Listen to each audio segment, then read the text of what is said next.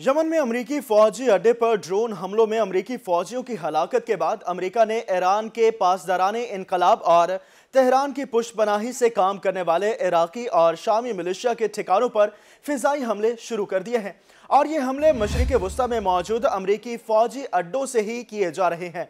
मशरिक़ वुस्ता में अपनी अजारादारी कायम करने के लिए अमरीका कई दहाइयों से अपने फौजी अड्डे चला रहा है। मशरिक़ वुस्ता में जहां अमरीका की अस्करी मौजूदगी है, इनमें कतर, बहरीन, कुवैत, सऊदी अरब और मुत्तहिदा अरब इमारात शामिल हैं। मशरिक़ वुस्ता में सबसे बड़ा अमरीकी फौजी अड्डा कतर में वाक़ है, जिसे अल जदीद एयर बेस के नाम से जाना जाता है और ये 1996 में बनाया गया था। शाम में अमरीका के तकरीबन 900 फौजी एहलकार हैं जो अल उमराइल फील्ड में अल शदादी जैसे छोटे अड्डों में हैं, जो ज़्यादातर मुल्क के शुमाल मशरिक़ में हैं। इराक और उर्दन के साथ मुल्क की सरहद के करीब एक और छोटी अमरीकी चौकी भी है, जिसे अल्तनफ गैरिजन के नाम से जाना जाता है। मशरिक़ वुस्ता के अहम मुल्क इराक में 2500 अमरीकी फौजी एहलकार मौजूद हैं, जो एनुसदायर एयरबेस और यूनियन 3 जैसी सहूलत के इर्द गिर्द फैले हुए हैं। इस वक्त इन फौजियों के मुस्तकबिल के बारे में बातचीत की जा रही है। अमरीकी फौजी मुख्तलिफ वजूहात की बिना पर मशरिक़ वुस्ता में तैनात किए गए हैं और शाम के अलावा वो हर मुल्क की हुकूमत की इजाज़त से वहाँ मौजूद है। इराक और शाम जैसे मुल्कों में अमरीकी फौजी दाइश के अस्करियत पसंदों के खिलाफ लड़ने के लिए मौजूद है।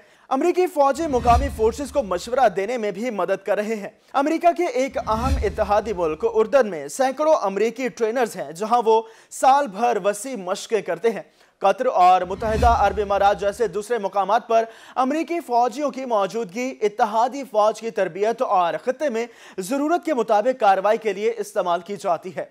यहाँ ये बात काबिल ज़िक्र है कि वाशिंगटन के इत्तेहादी बगैर औकात अपने फौजियों को अमरीकी फौज के साथ तरबियत या काम करने के लिए भेजते हैं, लेकिन अमरीका के अंदर कोई गैर मुल्की फौजी अड्डे नहीं है। अमरीका का टावर 22 फौजी अड्डा उर्दन में शुमाल मशरिक़ी मुकाम पर वाक़ है। इस मुकाम पर उर्दन की सरहदें शाम और इराक से मिलती हैं। गुज़श्ता 28 जनवरी को इस अड्डे पर एक ड्रोन हमले में अमरीकी आर्मी रिजर्व के 3 फौजी एहलकार हलाक हो गए थे। वाशिंगटन ने ईरान की हिमायत याफ्ता इराकी मिलिशिया कताइब हिजबुल्लाह पर इस हमले का इल्जाम लगाया था। टावर 22 अल्तनिफ गैरिजन के करीब है। अल्तनिफ का इलाका दाइश के खिलाफ जंग में कलीदी किरदार का हामिल है और इसने मशरिकी शाम में ईरान की फौजी तश्कील को रोकने के लिए अमरीकी हिकमत अमली के एक हिस्से के तौर पर किरदार अदा किया है। हालिया बरसों में इराक और शाम में अमरीकी फौजियों पर अक्सर हमले होते रहे हैं। अलबत्ता कतर, बहरीन, सऊदी अरब, कुवैत जैसे ममालिक में अमरीकी तनसीबात पर आमतौर पर हमले नहीं होते। गुज़श्ता साल अक्टूबर को इसराइल और हमास के दरमियान जंग शुरू होने के बाद अमरीकी फौजियों पर ईरान की हिमायत याफ्ता मिलिशिया की तरफ से 160 से ज़्यादा बार हमले किए गए।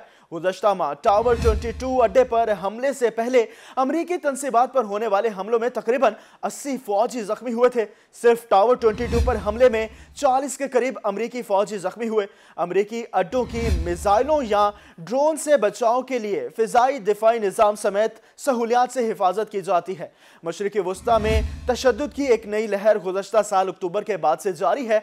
फ़लस्तीनी तंजीम हमास के जंगजुओं ने इसराइल में घुसकर 1200 इसराइलियों को हलाक कर दिया था और 253 को यरगमाल बनाया था।